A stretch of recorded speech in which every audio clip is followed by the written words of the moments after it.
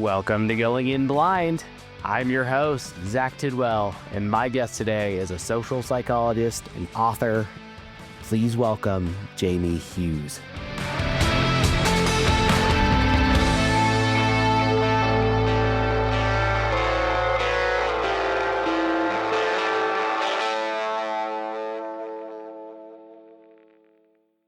And to everyone at home, thank you for listening. Please take a second to help me grow the show so that I can keep delivering these conversations week after week for years to come.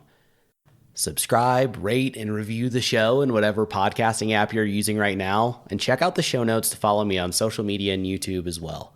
When you share your favorite episodes, tag me and use the hashtag GoingInBlind. You can also join my mailing list at zachtidwell.net. And if you know someone you think I should talk to, have them send me an email at contact.goinginblind@gmail.com. All right, Jamie, we're rolling. Thanks for coming on. Thank you very much for having me. Yeah, I do want to jump right into this here, but before we do that, and just, I guess, so you have a bit of a heads up, I would like to kind of start where it seems like your story starts, which is, or it looked like when you were 8 or 9-ish. But before that, can you tell everyone a little bit of your background? Basically, if you could, little highlights of what you would say that you do, or your resume touch points here, and then we can go from there. Okay, sure. Yeah, so I'm a social psychologist. I have a specialization in trauma, self-care, and resilience. I've worked in a couple of nonprofit fields in the past. Worked with one that was in children's hospitals, working with severely ill and injured children and their families, and then worked in the domestic violence and sexual assault field for many years. All of those were in like program development, program management, staff management, fundraising, things like that. Um, I'm an author, so I've written a few books on various mental health issues. And other than that, that's kind of where we're at professionally. Yeah.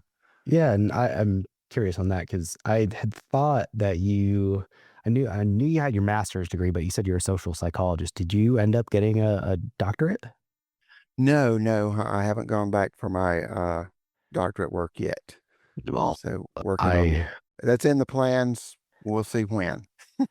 I have a friend who is in the trenches with her psychology PhD right now, and it sounds so miserable. So I'm sending you Yeah, that sounds really encouraging. yeah, Thanks. yeah, you're Yeah. you're welcome for that. I wanted to. No, I'm a nerd, so studying and learning are my like superpowers. And I, after many, many years, and I'm sure we'll get into some of the history of it, and hopefully some people out there can relate. But after many years, I finally learned how to apply it in a way that was self-fulfilling and that could help others. And so to me, that's just the best place to be in life.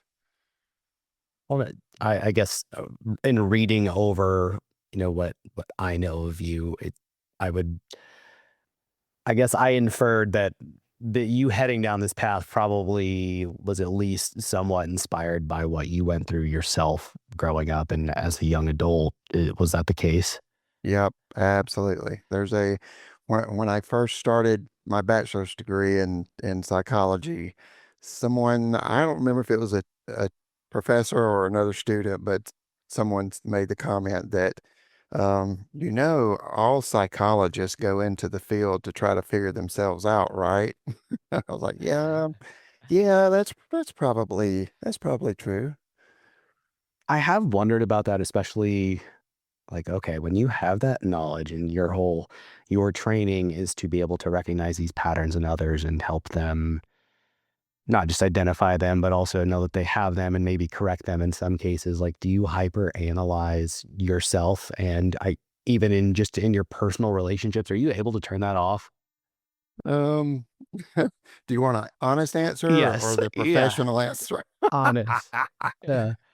Um, it's 1,000 times better than it used to be when Okay. my personal healing has, it's been a journey, which is the case with everyone. And so the more I've grown personally, the more I've been able to manage those things. My the educational part has definitely helped. Um, but it's been a piece of the puzzle. I'll say that. It's not, not been the only thing, but it's been a piece of the puzzle. So now it's a lot better. And there are still times where, just like anybody, there's struggles, there's good days, bad days, circumstances. And relationships is definitely one of those issues where I if I don't continuously grow and work on myself, I could fall back into, past fears, past reactions. So, And that's life though. That's an appropriately mature person is doing that and should be striving to grow yes. constantly. And that's Yeah. I think there's unfortunately, I was fortunate and had, I guess maybe not in a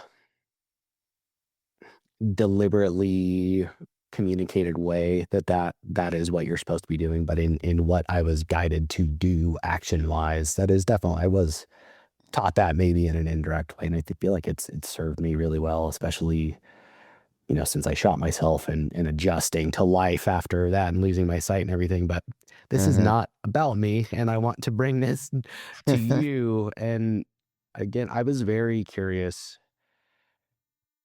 You lost your mom young, and then it seems like you just got kind of put through the ringer with all of it.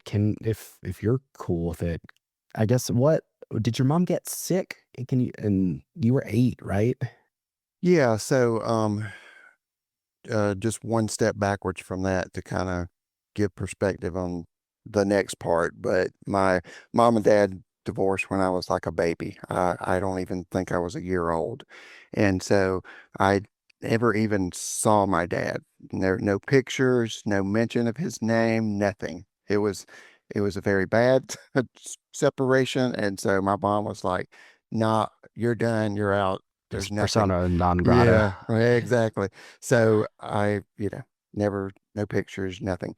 So it was just she and I, and when I was little, she had been to the doctor a couple of times, but I knew she went, but had no awareness or understanding of why. And then when I was 8, she got really sick, ended up going in the hospital, and that was it. Later, I found out it was from a somewhat rare liver disease. It wasn't sclerosis, but it was something similar.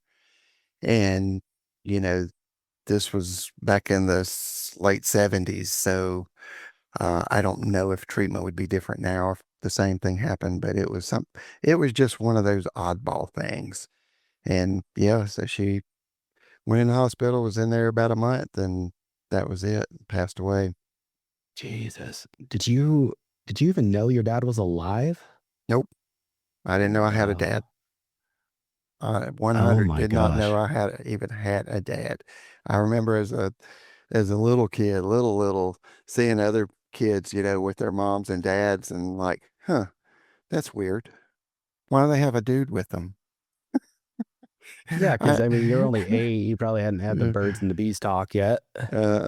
no, and Holy shit. unfortunately, I had my grandparents, so her parents, and they were, the rest of my world at that time. 100% loving, and we actually lived beside them, on the same street for a while.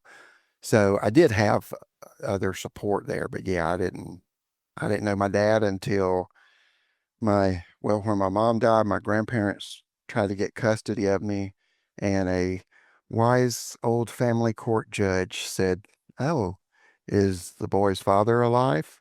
Yes. Okay, well, I'm going to reprimand him to him. I'm going to send him to live with him because he should be with his father. And there was this guy that came and picked me up, and that was the first I knew of it. That. just made my blood boil. Like the judge doesn't look into that at all. They're like, yeah, well, he's alive, so he must be Yeah, a good fit. yeah, exactly. Yeah, so the whole, you know, just the fact of the trauma of my mom dying at that age, at my age then, and then just being thrown into nothing that I knew, everything changed, family, location, home, school, lost everything, friends, it was all gone overnight. And that was a month before my ninth birthday. And so it was like, kind of like turning nine and all of a sudden I'm in a different world. A whole new life, and you're Hmm. grieving on top of it. Yes, yes. The grief was severe, um, was not supported. Uh, ended up my my dad was psychologically and emotionally abusive. There were a couple of times growing up where there was some physical abuse, but it was more harsh punishment, I would say.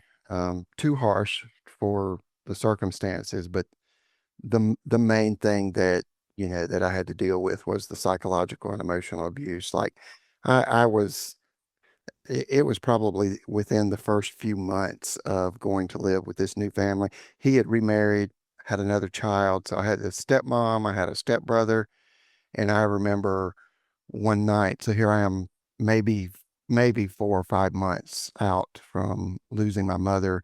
And I remember I started crying because of a memory. And my stepmother went to comfort me, and he literally said, if you touch him, I'm going to beat you and him both. Jesus Christ. He needs to suck it up and learn he's got to be a man and not cry. And so that was the tone that continued from there on out. And you said this was the 70s. Yes. Yeah.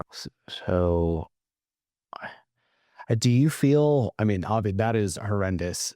Do you think that was more normal at the time? Well, yes, to some extent. I think I think the norm was there in terms of how to raise children, and maybe more so in terms of area. So we're talking about the southeast of the US, South Carolina, small country town, farms, factories, that's it. Education was not important. Um, you know, you and the more I learned later in life, much later in life, my dad was treated pretty much the same way when he was growing up. And he was forced to quit school in the ninth grade to go work in a factory. I mean, so he didn't have it easy either. And so this was kind of that generational thing coming through. Um, Which obviously doesn't excuse it. I feel like no, yeah, no, no, that's definitely not. a pretty common narrative, though. You see that Hmm. with abusers or sex offenders a lot, and I'm not making excuses for sex offenders, but where it is like the person is just repeating a cycle that it's their parents did it to them, their parents' parents did it to their parents, and it just goes back who knows how far. But Yeah, yeah. what for you? I mean, along this, and we can continue through the childhood here, but I'm curious, just for you, what was it that broke that cycle for you to want to and to actually do it? Um, for me to want to do. To break that, Oh, break just okay, that yeah, I'm second. not going Yeah, to be yeah, like yeah, my yeah. dad. Yeah. Oh, I remember when I was probably about 12 years old, me talking to one of my best friends, and his dad actually, his dad was pretty rough, but he wasn't, I wouldn't say abusive. He was just rough and gruff. He was the manly type, and he kind of had that, real men are this and real men are that thing, but he was never abusive. He didn't like call his kids names, like stupid and worthless and all that good stuff. But I just remember having a conversation with him, and his dad was mad at him or something, and my friend said, is this how your dad is when he gets mad? I said, this is how my dad is when he's not mad. I said, he's belligerent all the time. I said, if I ever have kids, I will not treat them like this. And so I kind of came to that realization early on that the the way I was being treated wasn't right, not just for me, but it just wasn't right in general, to treat a child that way. Yeah. And so, I mean, this is what came next. Obviously, you get transplanted. It's you mentioned you're a nerd, but you were in an area where education wasn't really a priority. Oh Did yeah. were you a standout in school or what? Yeah, the tropes, the movie tropes you see about nerds getting picked on and bullied in school, that was me a lot. So you were getting it at home and Yeah, outside of home. I was, but very, very thankfully, I made a good friend early on. I mean, the first week I was in a new school, a kid came up to me and just started talking, and we're still best friends, now to this day. And that was in fourth grade, so we've been friends since then. That's So neat. I very luckily had, good friends in school, and the bullying and stuff. I wouldn't say it was severe. It was kind of like movie-ish type, the dumb jock, like, oh, you passed math, I'm going to beat your butt. Yeah. Do my homework or else, that kind of thing. Well, And that so, yeah, yeah, it was okay. that The, caricature came from somewhere, yeah, so I know, that right? checks Somebody, out. somebody I went to school with became a movie writer. I didn't even know it. Yeah, man. So I guess did you immediately go from high school into with the intent of going into psychology, or what was the path there? No, so beyond the grief, um, I developed depression, and I didn't know it at the time. I didn't know what it was. And so I went through my entire childhood from that point with deep depression. And it was untreated. Um, the very first time that I ever talked to a mental health professional in any way, shape, or form was when I was 18 and I had a suicide attempt. That was the very first time anyone had ever talked to me about depression. So, and that was literally less than a month after graduating high school.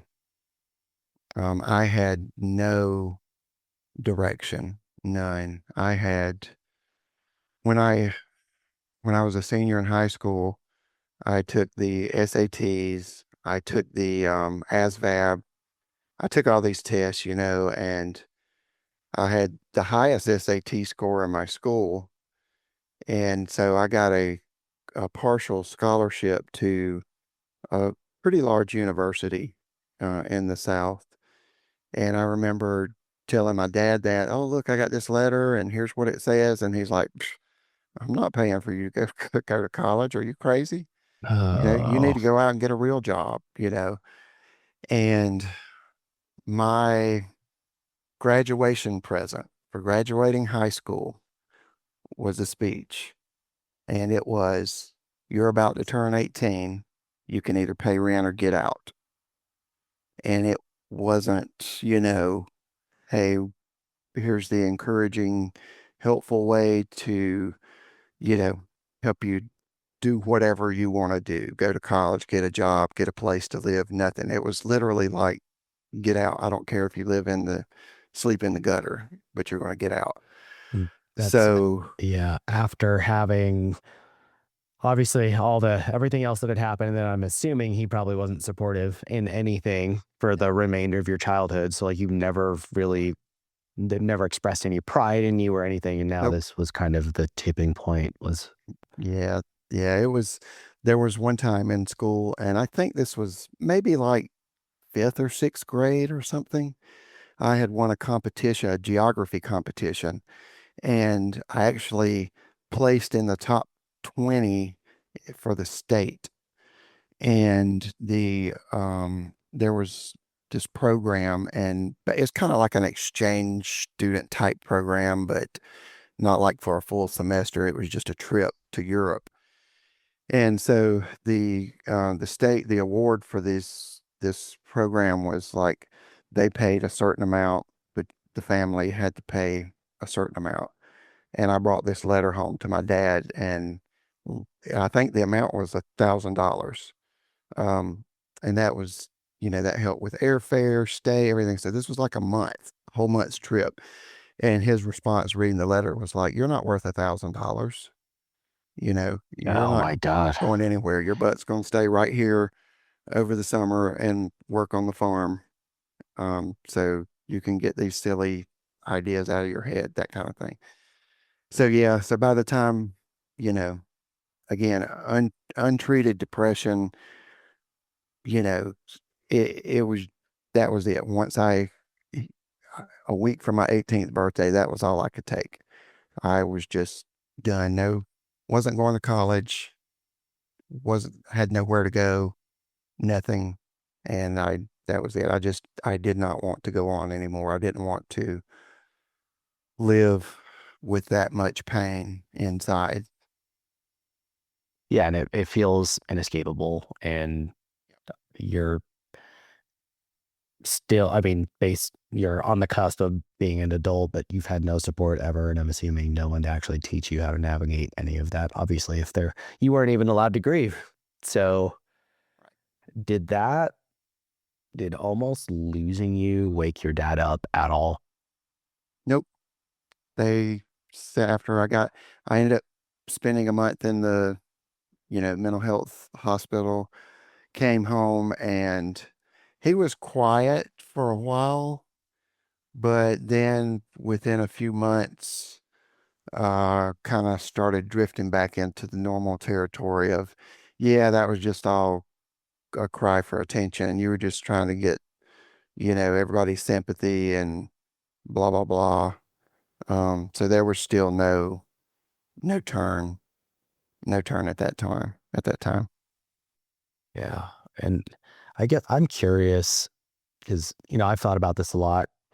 This is mental health is something that I talk about a lot with my own story, and then, just trying to in hopes that it'll save lives and get people having these conversations like we're having right now. But I'm with you having been through it and then also being in the mental health field, I'm curious. Like I've thought about this a lot. I feel, I've got suicide on both sides of my family and murder suicide on one side.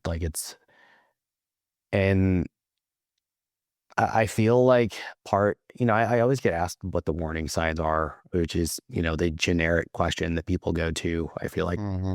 especially when they don't know what else to ask, they're like, what are the warning signs? Right, And right. I think because, everyone wants to think that we can stop this. And I just I've always felt like the warning signs that are taught and talked about all the time aren't really very representative of what's going on. I think it is I have this feeling in general, my thought is that there's well in speaking about suicide attempts, there are people who truly, have reached that point and truly want to die, and there are people who think that they want to die. And I think these cliche overt warning signs that are talked about of, okay, well, Jamie was making all these comments of, oh, well, maybe you'd be better off without me, and making obscure posts on social media, or Jamie was giving all of his things away. I feel like that points more so to second category of the person who, and they need just as much help as someone who truly wants to die. I think that it presents differently because that person who thinks that they want to die does actually want help. And Yes. whereas, I hid my depression up to the minutes before I shot myself. I had been recording a suicide video. My Mhm, roommate came home early. I went out and talked to him like nothing was wrong and then went back in my room and shot myself. And mhm. I know that was a lot to unpack there, but do you have any thoughts on that in terms of the things that I just said? Agree, disagree? Just have you thought about that yourself? Yeah, oh yeah, definitely. And I do agree, and both personally and professionally, if a person is being vocal in whatever form about the issue, about suicidal ideation, or yeah, I just don't want to be here anymore. I can't take it anymore. They generally want someone to say, okay, I'm here for you. What do you need? What, how can I Yes. help you? Here, let me, let me give you a hug. Let's get the emotions out and let's talk about it. We're What gonna get can through I do this. to help Yeah. you? Yeah. Yes. Most of the cases, not all, but most, when a person is, they're done, they're going to do it. It is that writing a letter and leaving it on the dresser kind of thing. It is that secretly moving beneficiaries and accounts around. Yeah. It is the quiet movement, the quiet preparation, if there is any, and it is not generally broadcasted. With mine, I didn't tell a soul.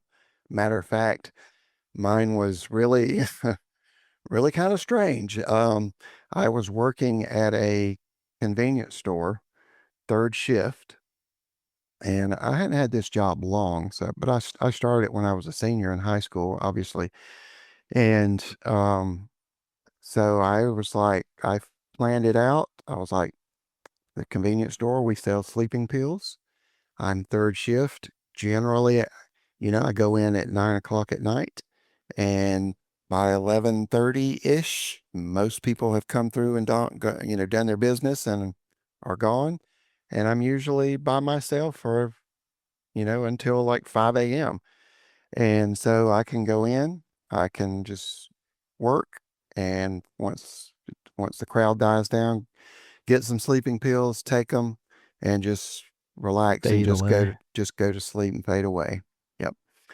And so I completed part of the plan. I thankfully didn't complete all of it, but I ended up taking 3 boxes of sleeping pills.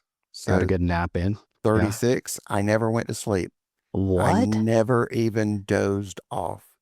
Took 36 sleeping pills and just stood there waiting and waiting.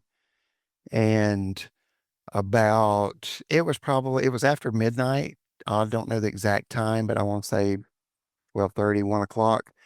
A local police officer just happened to come in to get a soda or something like that. And he noticed, he was like, I guess my eyes, glassy, slurred speech, something. And he was like, "What's wrong with you, dude?" And I'm like, "I'm good." He's like, "No, something's wrong with you. What, are you on something?" "No, I don't do drugs. No." And he kept pressing and kept pressing. And I finally told him, and he called the ambulance. And so, yeah, Ooh. it was miraculous in the I just got the literal chills. sense. Um, so yeah, to back to your question, what are those signs to look for? The signs to look for are just when someone is struggling with a mental illness, especially depression, PTSD, uh, in that realm. If you know that they have a history of that, that's your warning sign. You may not get another. So if they lose their job, if their spouse leaves them, if somebody important to them dies, you need to be on it.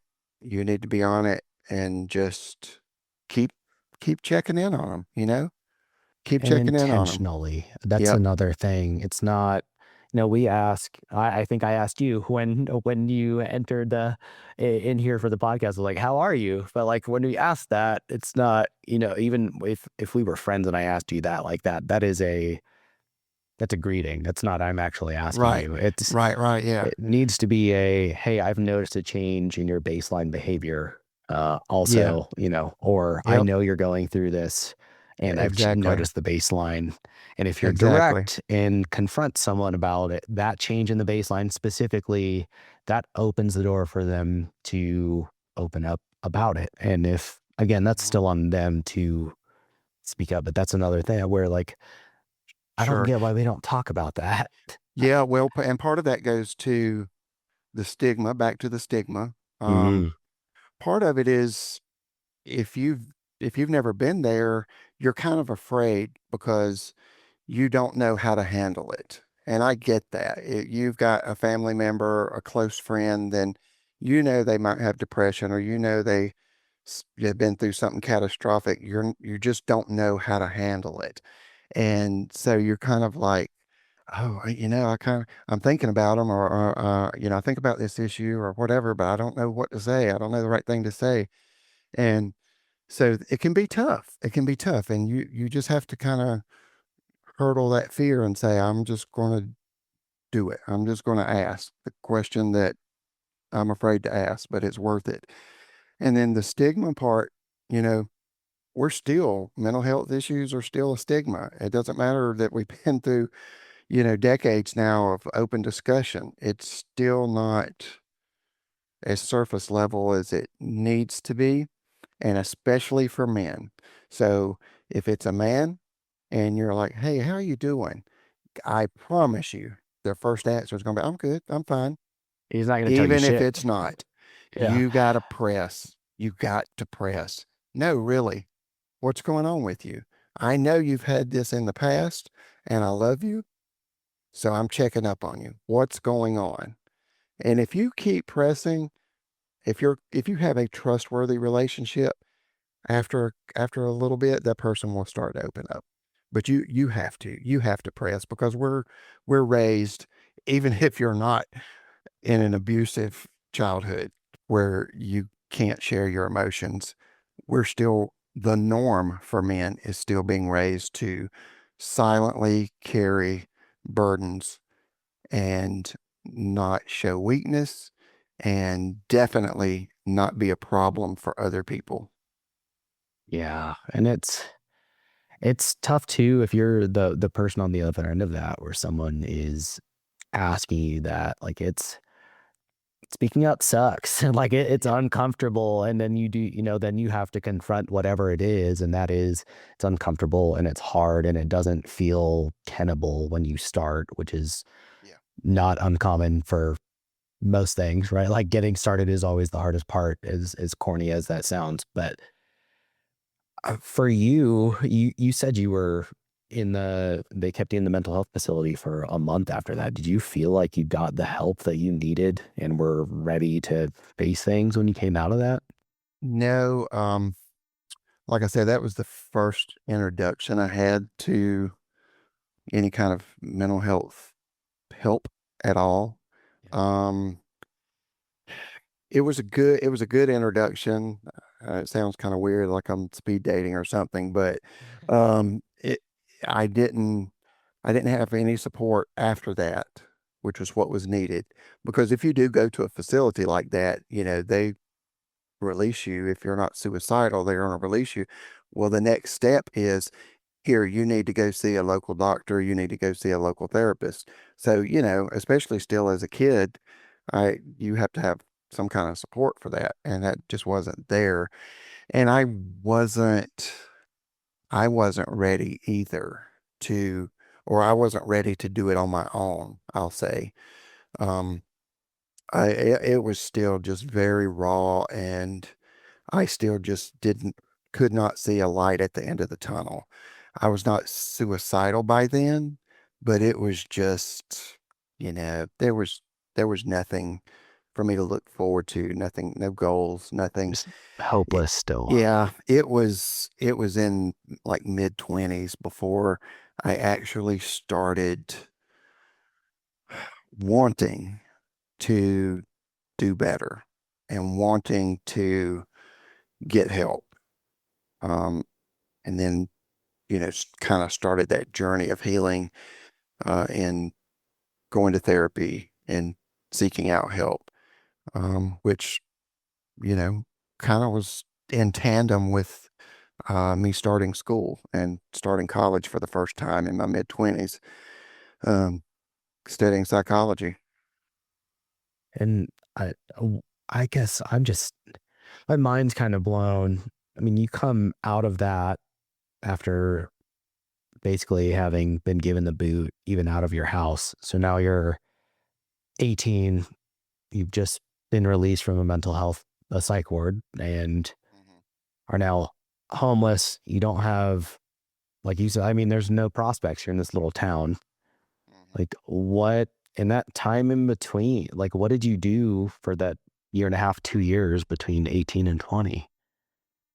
I drifted on the open seas like a Okay. wandering boat with no captain. Yeah. I so not too long after coming back home, I did end up going to a local factory, getting a job, and after that, I got an apartment and moved out and ended up hanging out with, I hate to say the wrong crowd, but it was what it was.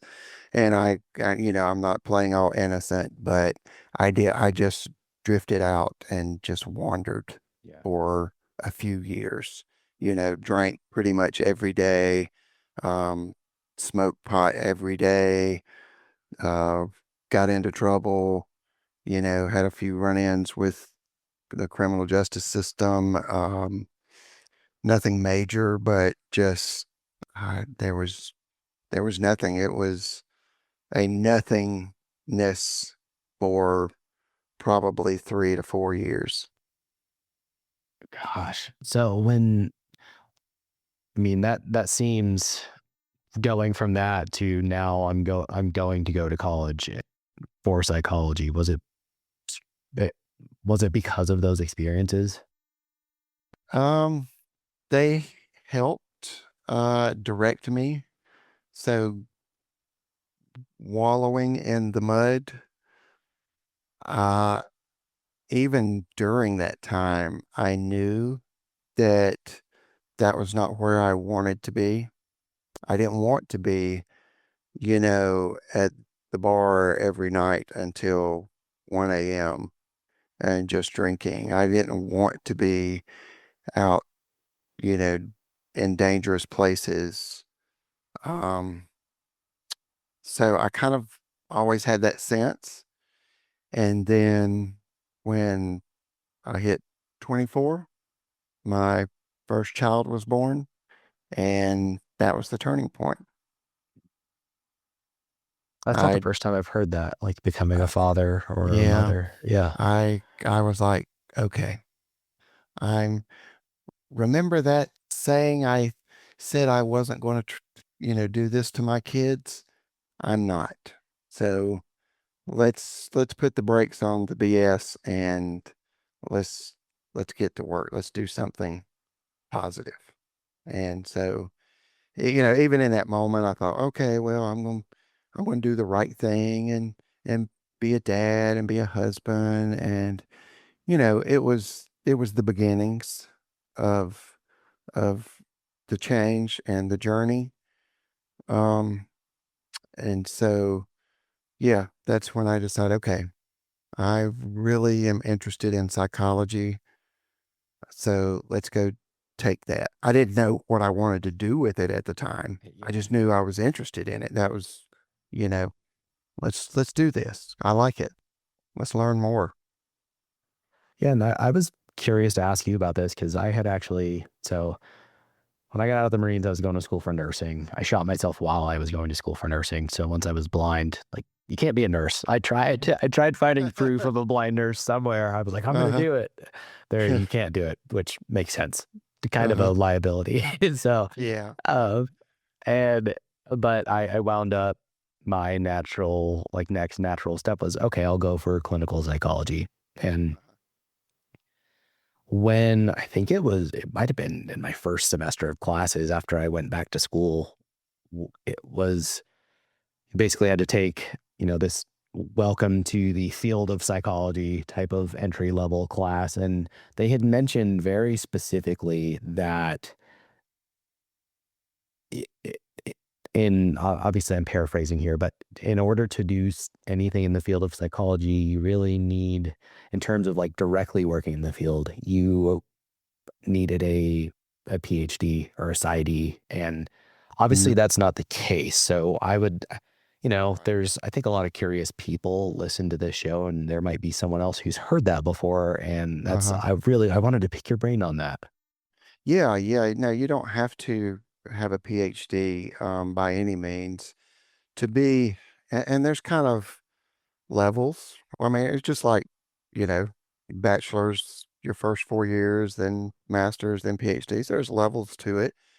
And each level opens up a different opportunity. But you don't have to have that to get into it and to actually do some good. I think most people that go into psychology, barring the joke about the going into it to figure yourself out, most people go into it because they want to help. They want to make a difference in other people's lives, in society, and individuals. Um, your bachelor's level, you're looking at social work. You can go in the door. I mean, you can literally walk across the graduation stage, grab your diploma, and walk into the door of a job with a bachelor's degree. I remember being courted when I was a senior. We had a different agencies come in and say, "Hey, look, we're offer you a job today. Before you Yeah. even before you even graduate, we can have your desk ready, the next day." Um, you can absolutely go into nonprofit work, um, entry level. And here's a cool thing. Uh, man, how do I want to, so I want to share one more story, Go and for it, man. We got all the time in the world. I'm going to try to give it the short version. Okay. I get excited when I talk about this stuff because I'm so passionate about it. But so when I started my bachelor's degree, I, I didn't know what I wanted to do. The more I got into it, the more I realized, wow, this applies to me, it applies to others, and I want to help other people. So about my junior year, I was like, okay, I want to go into therapy. I want to be a therapist and I want to work with teenage boys, mostly or who are in the system. Their parents are in prison, they're in foster care, homeless, already on drugs and alcohol, that kind of thing. Because been there, done that, I can relate and I can understand a little bit of their story. Well, when I was a senior, I did an internship for about 3 months at a local boys' home. And all it took was 3 months to cancel those plans. I would go home almost every night that I worked there and cry. It was too much. I couldn't do it. I couldn't do it. I I was too empathetic for one. I absorb people's emotions. And talking to one or two people is cool, but after talking to 3 to 5 a day and hearing these kids, I'm going to be homeless next week. I'm going back to juvie next week, and not being able to physically do something to help them, I couldn't do it. I couldn't do it. Yeah, that's where I was gonna ask. Like, Yeah. is it the lack of, I mean, you can just be there to listen, but you have Yeah. really no It's agency in the i- situation. right. It's a different role. And this took some maturity. Obviously not in that moment, but the more I've grown throughout my career, the more I've realized that, and this was kind of the point I was going to come back to in terms of different types of jobs for different levels, is you don't being a therapist is not the only thing to be able to help people. If you're really, really good at social media, you love cropping videos and you love social media posts and keeping up with the trends and stuff, but you want to help, you want to give back, you can go work for a nonprofit and be their social media manager. And guess what? You're helping spread awareness, you're helping spread education, you're helping giving resources to people that are online scrolling, that are desperate, that feel like their life is going nowhere, and they may come across that one video, that says, "Oh, here's some people that can help me." So you don't have to follow one set path in order to use your skills and your talents to make a difference. So I canceled the idea of going into being a therapist for my next role. And that's kind of when I went into the nonprofit world and into program development, program management, and just flourished because I could help people, but I could use my skills and my strengths to do it and not be that one-on-one, you know, person. More of a Um, facilitator kind of role. yes, I could go into the community and give speeches and classes about domestic violence, about healthy relationships, about, you know, breaking these, uh, generational curses, so to speak, on parenting and uh, intimate partner relationships. I could do all that, and I could do it with the knowledge and understanding, but not sit across from, like I said, 4 or 5 people a day listening to their trauma, Yeah. because that was too much for me. But you are the perfect person to be doing all of that. Like everything that you went on to do or what in any of those capacities, really, like you've been through it. Yeah. That is the best person to be doing that and helping educate others on it. And I mean, you can tell when someone's talking about something and they're not speaking from experience, right? Like Hmm. that shows we can see right through that with people. And Yeah. Yeah. it's just, it doesn't have really it takes the wind out of the sails on things when someone's just kind of reiterating secondhand knowledge. Yeah. So Absolutely. that's Absolutely. awesome. And you said that was all in the nonprofit space? Yep. And so I worked there for many years, and then always had the goal in mind, or the dream in mind, that I eventually wanted to go back and get my master's. And interestingly enough, when I was working at the domestic violence agency, I kept noticing that we were working off of old information. I would see stuff come in terms of materials, educational materials, outreach materials, things like that, that I was like, this is, oh, we're psychologically, we're past a lot of this. I mean, this stuff is like 10, 20 years old. We know better that, and that was kind of where it sparked in my mind. I was like, I know what I'm going to do when I get the chance to go back and get my master's. I'm going to make sure that I get the most current information, and then I'm going to try to figure out a way how to get that out to people, whether it be individually, whether it be publicly, whatever, you know, that's my goal. And years later, the opportunity came up. It was the perfect storm. My youngest uh, child, my son, was finishing college, so he was already out, got a house on his own, rented a house. He was kind of free, so to speak, and it was just me, and I was in a great position working from home. Uh, and so I was like, yep, I can do it. I can take classes from home. I can do it remotely. I researched, found a school that had a program I want, specializing in trauma, and off I went, off to the races. And how much, because I know Yeah, I've been a fly on the wall. She just my friend that I mentioned earlier just finished her first year of that program. So like I've gotten to kind of see or, hear what a lot of that your first year of pursuing a PhD entails. And I mean, it's so much research and working like on projects that will be published in, Hmm. into different scholarly journals.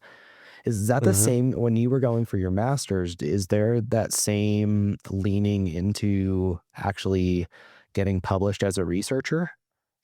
Um, yes and no. So you have that opportunity at the end when you write your thesis paper. Um, you're not really starting off or being pushed. And I don't say pushed. I don't necessarily mean it like harshly, but the goal is not okay. You've got to write this paper to get it published. It's just, um, especially with the remote classes, it was all research and writing. So there is no going Okay. sitting in class taking notes. It's research and writing. I mean, I've got 2 years worth of research and writing that, I've started to use and starting to implement. So yeah, you have the opportunity, but it's not quite the same goal Yeah. as the PhD. Okay. Yeah, I've always been it's fascinating and I I don't even know.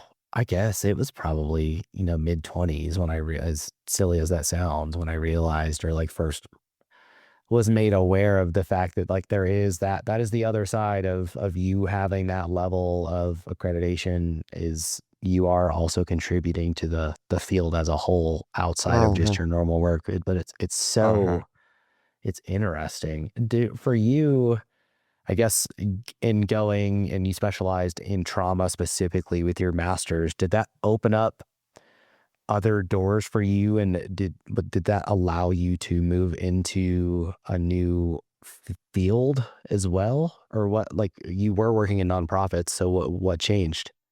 Yeah. So, well, my the last job in nonprofits was affected by COVID, because I had the grants that basically that paid for my position were all very public facing.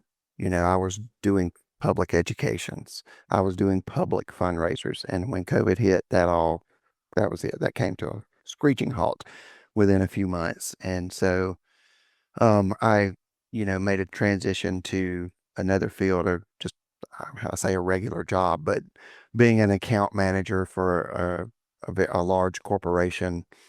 And of course, that's what actually ended up leading to me being able to have the opportunity and to be able to afford to go back to get my master's degree. But with that, now, since accomplishing that, it's definitely helped because one, I have more accreditation, so I I have that behind me, but I can also use that kind of to open doors. And once I get in that open door, then it's like, oh, wait a minute. Oh, I have personal experience and I have a lot of practical experience. I've worked, with people going through this and going through that. I've worked in the systems that deal with those socially.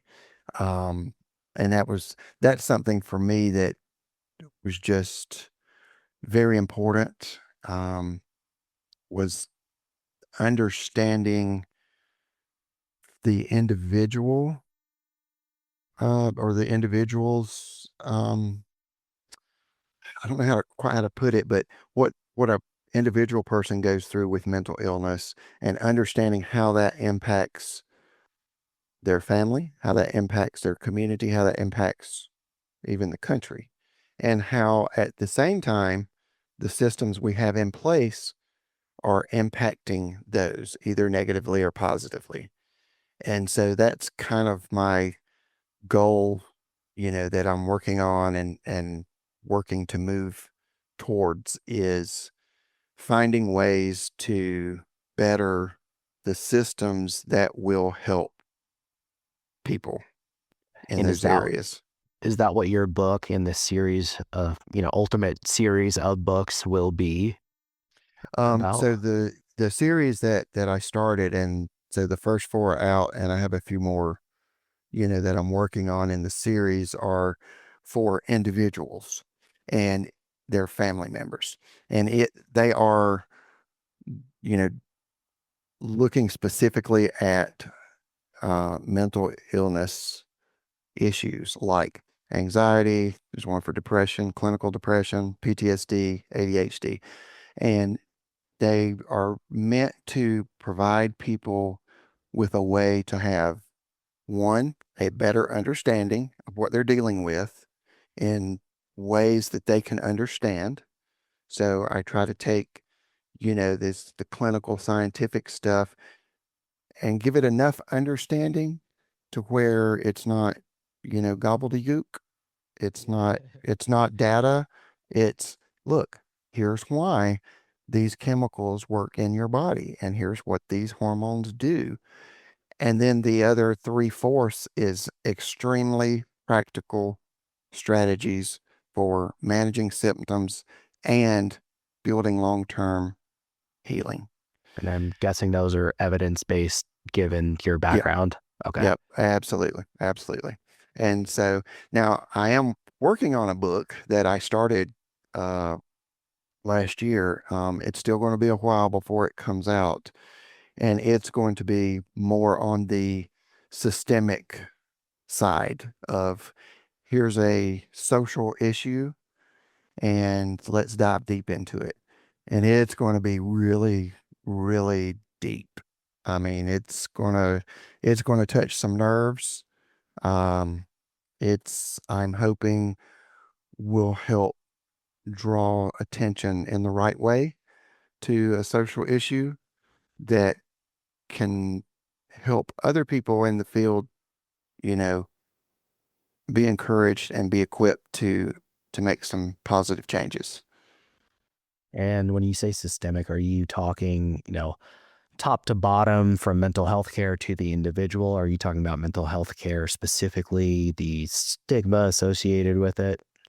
It is a mental health issue among a specific demographic, in this case, a certain um, uh, career demographic. Okay. So I don't want to spoil too much.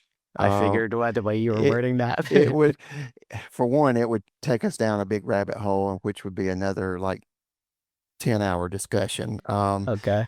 And two, I genuinely want. I know that it's going to touch some nerves, because it affects. It's not just, oh, here's this high level scientific discussion. This impacts people's lives. This impacts families.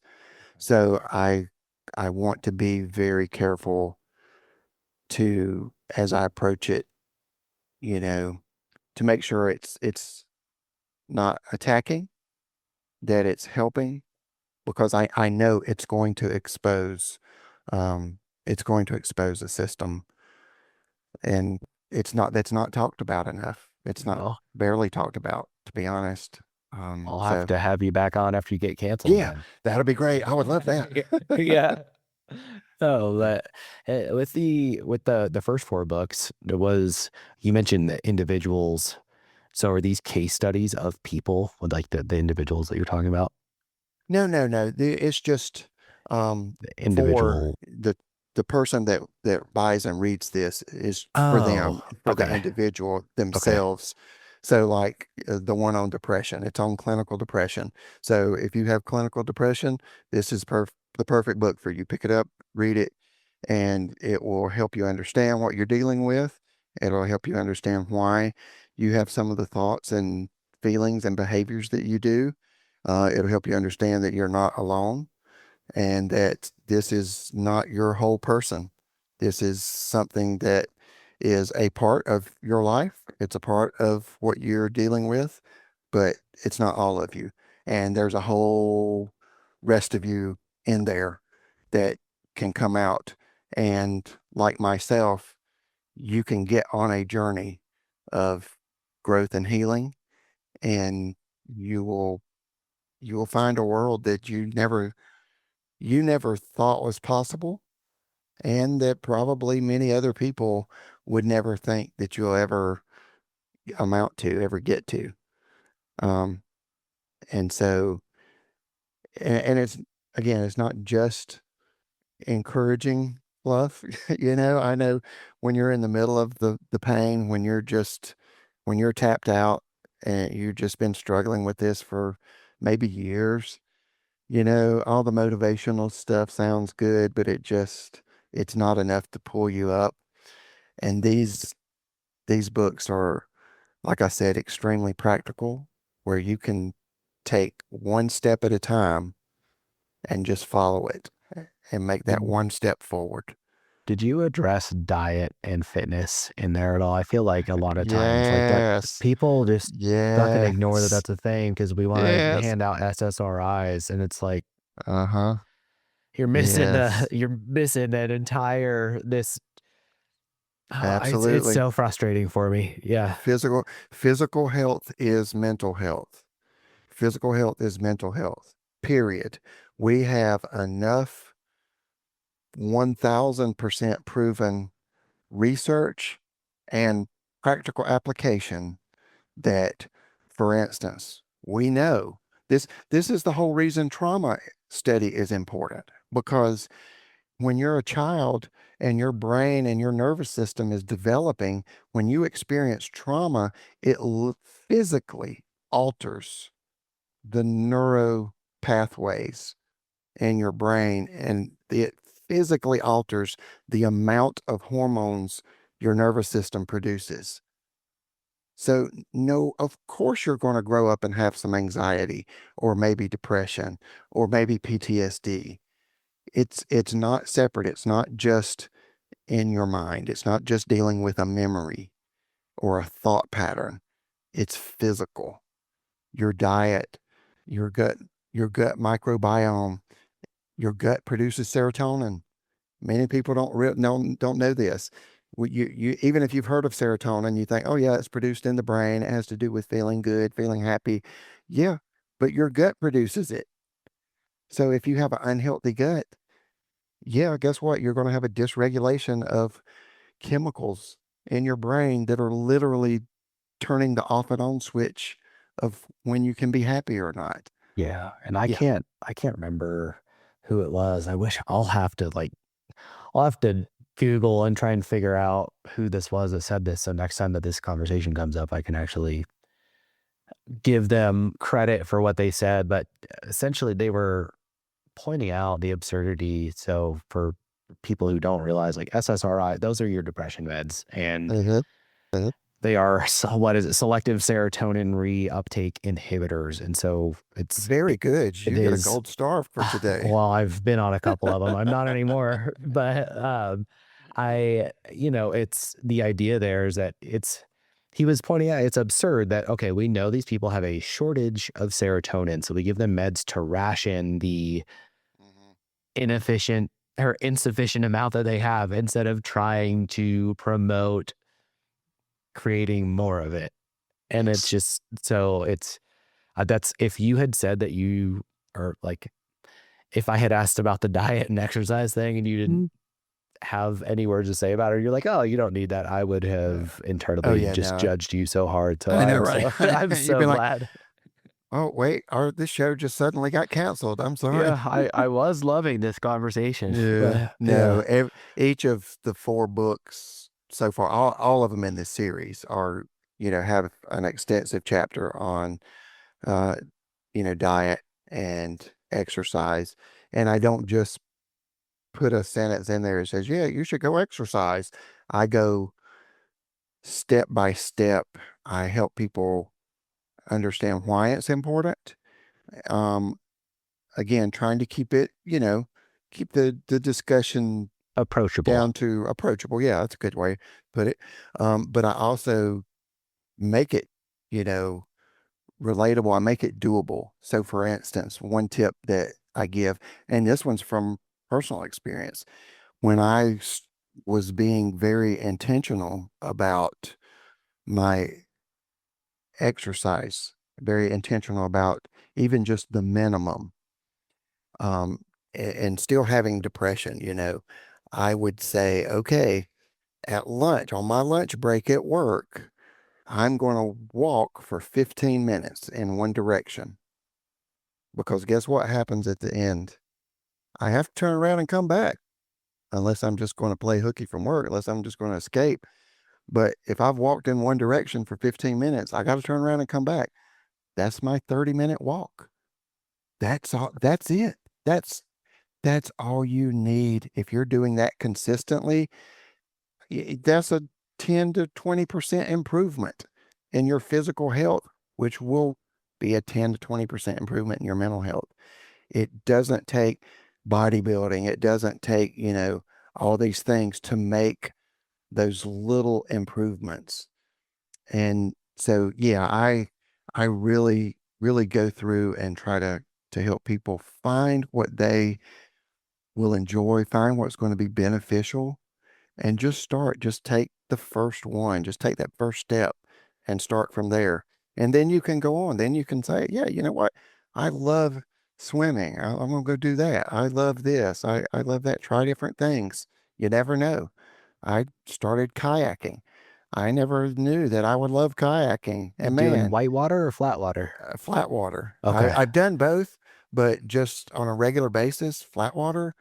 Man, to just get out there first thing in the morning on the weekends before all the boaters get there, it's the most peaceful thing you've ever had in your life. Just to be sitting out there in the water. Wow, it's just amazing. It's therapeutic. Yeah. Who And knew? I, yeah, and I think that's a great point of you just have to start somewhere. And that's the case, even if it's someone who's morbidly obese and just needs to get right back on the right track or for mental health. And I think Hmm.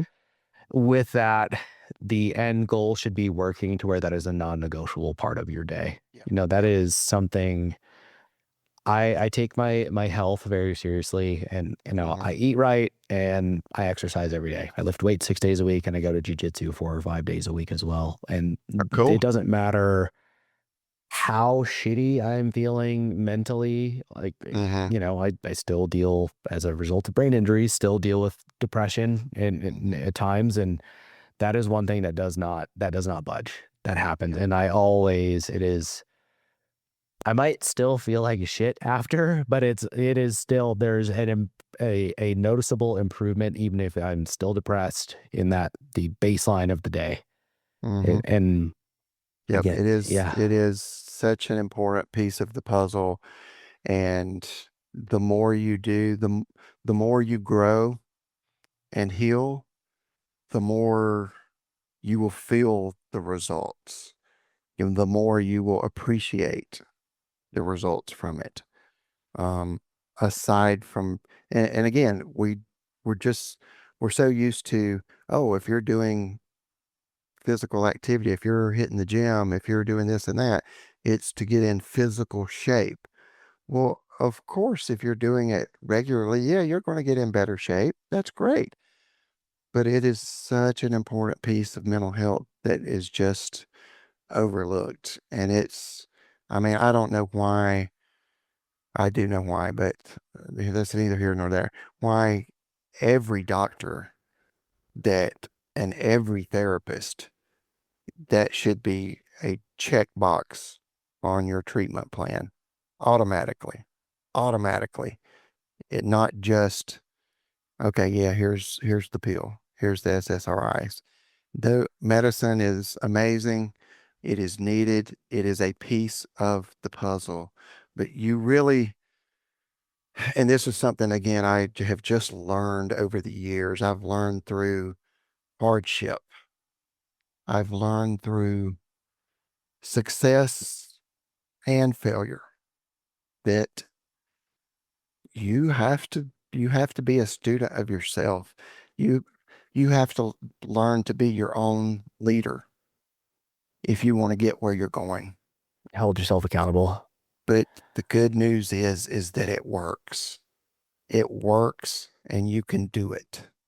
you can get to a point to where, you know what, I still have these struggles and I still have ups and downs and I still this and that, but man, it's 1,000 times better than it used to be. Yeah. And that's perspective, man. Perspective Yep. goes a long way. It Yep. really does. And I think this is a beautiful place to start wrapping things up. I think we've left people with a lot to think about and probably even do some research on where have I missed anything. I want you to be able to plug everything, and obviously I'll have all your links in the show notes as well. But have I missed anything else here that you would like to Uh, talk about?